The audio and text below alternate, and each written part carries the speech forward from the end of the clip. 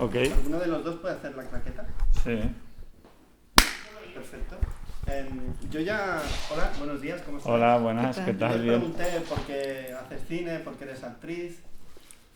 ¿Por qué hacer esta peli? Porque muchas... Bueno, esta pregunta es más para Manuela, porque a Ivonne ya hablamos con la cima, que a él le van estas cosas. La gestión del dolor, ¿cómo gestionamos el dolor? Porque la protagonista de La culpa podía estar en cualquiera de tus pelis. Podría ser el personaje de Patricia tranquilamente. De hecho, también está en una cabaña aislada. Hay una conexión. Pero en todas tus películas hay conexiones. Todos los personajes podrían pasar de una película a otra tranquilamente. Porque a ti lo que te interesa es eso, ¿no? Cómo gestionamos el dolor. Pero ¿en qué momento decís, hostia, estoy embarazada de mi segundo hijo, porque me he leído el dossier, y vamos a hacer esta peli? ¿Por qué? ¿Y por qué hablar de esto, ¿no? Del rechazo no a ser madre, el rechazo no al dolor, a cómo gestiona esta señora el dolor. Bueno, para mí la idea surge primero de querer hacer cine y las ganas que teníamos de volver a trabajar juntos, y aparece mi hermana Juana Bellés, que también quería hacer cine, y nos juntamos 5 locos a hacer una película creyéndonos que podía convertirse en una peli, cosa que ha sucedido, ¿no? Después el tema del que habla la película, bueno, apareció curiosamente, estábamos escribiendo el guión y fue apareciendo poco a poco también de testimonios de gente súper cercana a nosotros, que compartíamos esta idea, y de pronto nos contaron sus historias y nos dimos cuenta de que alivia muchísimo contar, porque hay muchísimo silencio cuando sucede un acto así de un abuso.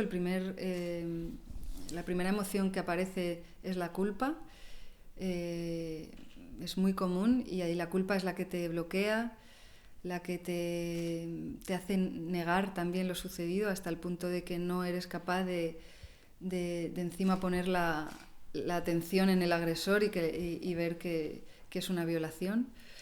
Y para mí esta película, lo que me gustaría que pasase con ella es que libere muchas historias que siguen en silencio porque son de abusos que vienen de tu entorno, que son esos los que más difícil son de contar, y que, bueno, además de eso habla de la maternidad también en zonas que son fuera de los convencionalismos sociales, como son las sombras, las oscuridades que también se sienten, ¿no? Las emociones dentro de la maternidad, para hablar del consentimiento, también para que un hombre que vea esta película vea que es cruzar esa línea, ¿no? Que a lo mejor para él no le cambia en nada la vida, a ella pues le destroza totalmente, ¿no?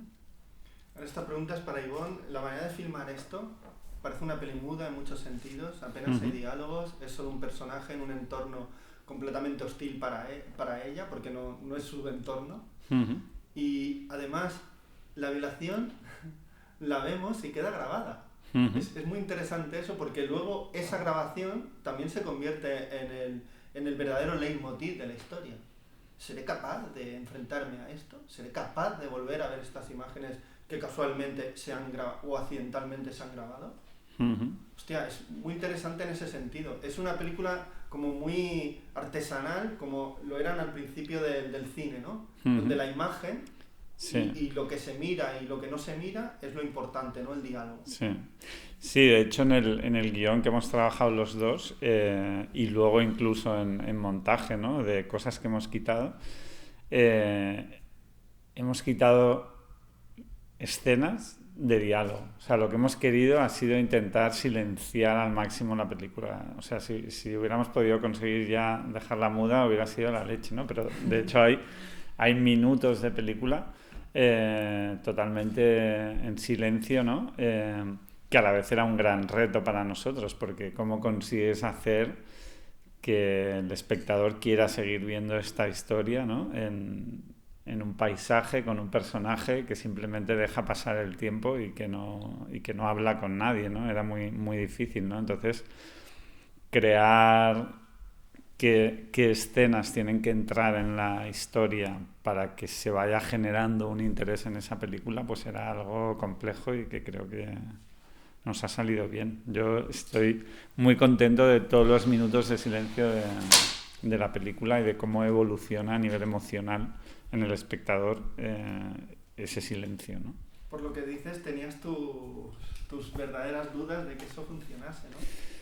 Bueno, era un reto que no era fácil, o sea, en el guión pues estuvimos ahí discutiendo y trabajando mucho tiempo porque pues era al final, o sea, cada vez que escribíamos algo nos planteábamos, pero esto va a hacer que pierda interés el espectador o no, teníamos ahí siempre dudas, ¿no? de qué explicar y qué no explicar.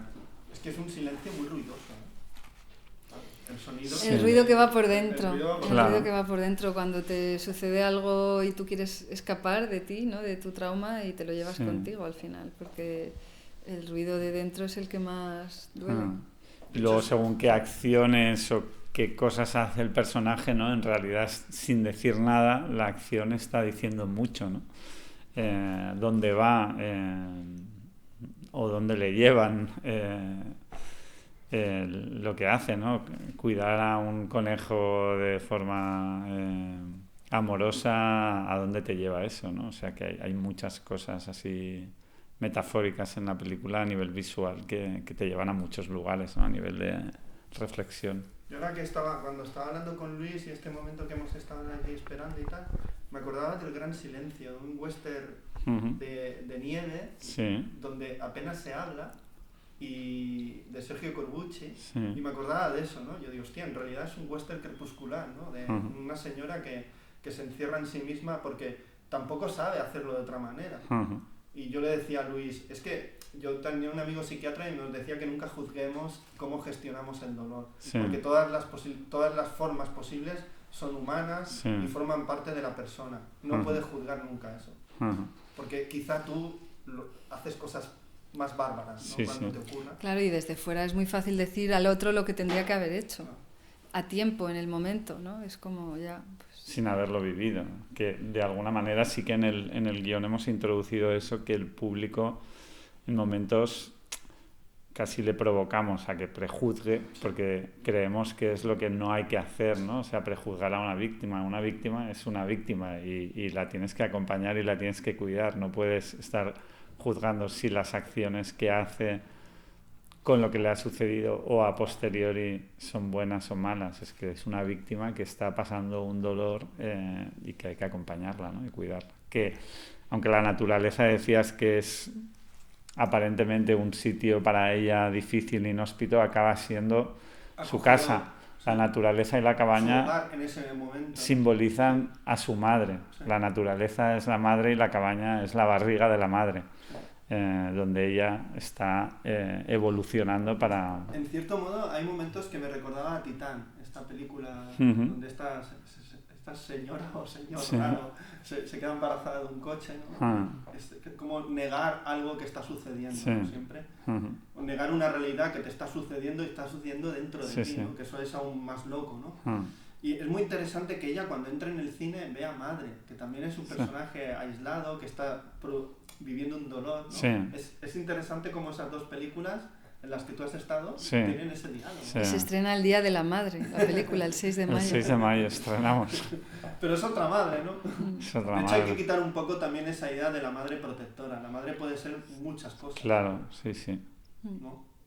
Sí, y puedes, más allá de la agresión o no, también la película plantea el deseo, ¿no?, de una mujer a ser madre, ¿no? O sea, una mujer tiene todo el derecho a no ser madre si no quieres... No por el hecho de ser mujer tiene que ser madre, claro. Exacto. Sí. Y cuando la gente la vea, por ejemplo, ¿qué esperáis? Porque es una película donde se reflexiona mucho, ¿eh? Aparte de su aparente... hasta diría ligereza en ciertos momentos, ¿no? Porque no, o sea, quitáis todo, la desnudáis mucho todo, ¿no? Pocos personajes, apenas se habla, una señora sola, ¿no?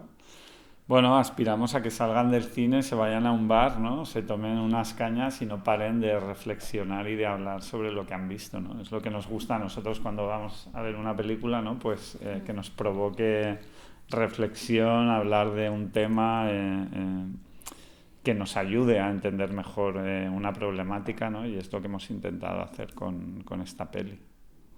¿Y tú, Manuela, no te habías atrevido nunca a hacer algo así, ¿no?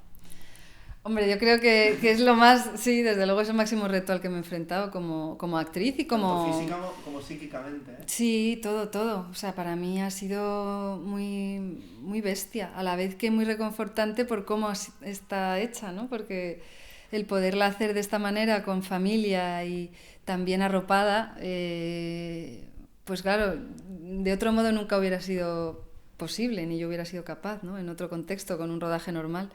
Pero el hecho de tener todos estos ingredientes pues hace que se haya creado un grado de intimidad, de confianza y de entrega por mi parte que se puede ver en la película, ¿no? Creo, y que le da veracidad a la historia y le da realidad, y todo eso es lo que la hace más especial.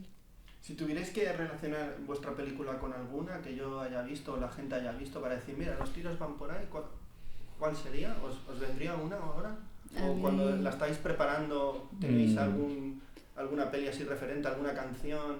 Bueno, hay una canción de Manuela que suena al final, que eso me lo contaste cuando hablamos de Alegría Tristeza, que también eras músico. Sí.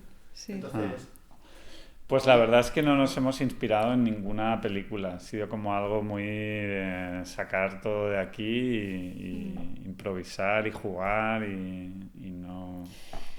Sí, es que tampoco sabíamos hacia qué género íbamos. De pronto empezamos con un drama y acabó siendo un thriller psicológico. O sea, no teníamos... O sea, había mucho de experimentación. Sí, de experimentación y quizás pues sí se habló visualmente de alguna película de cara a la fotografía, a la dirección de foto con Alejo Levis. Pero así como referente... O sea, hay muchas pelis que nos gustan, pero que de pronto no se parecen en nada. O sea que... Pero bueno, cualquier película que hable de estos temas podría tener un sentido, ¿no?, parecido, o incluso pues de la maternidad o de... Pero no hay ninguna que veamos que hayamos tenido. Una que habláis de Alejo, su peli No quiero perderte nunca también habla de como el dolor sí, y como, una madre, como las presencias, ausencias, ¿no? Sí. Hay gente que va al psiquiatra o al psicólogo y bueno, hace películas, ¿no? Claro, sí. Totalmente, eso. A veces con psicólogos también. O psicólogas. Sí. Pues bueno, Ivonne, Manuela, un placer. A ti, gracias. Que vaya muy bien. Muchas gracias. Me encanta volver a veros y hablar con vosotros. A ver si conseguimos hacer otra rápido para volvernos a ver. Bueno, llevará su tiempo. Llevará su tiempo, sí. Ahora nos lo tomaremos con calma. Muchas gracias y hasta la próxima película. Gracias.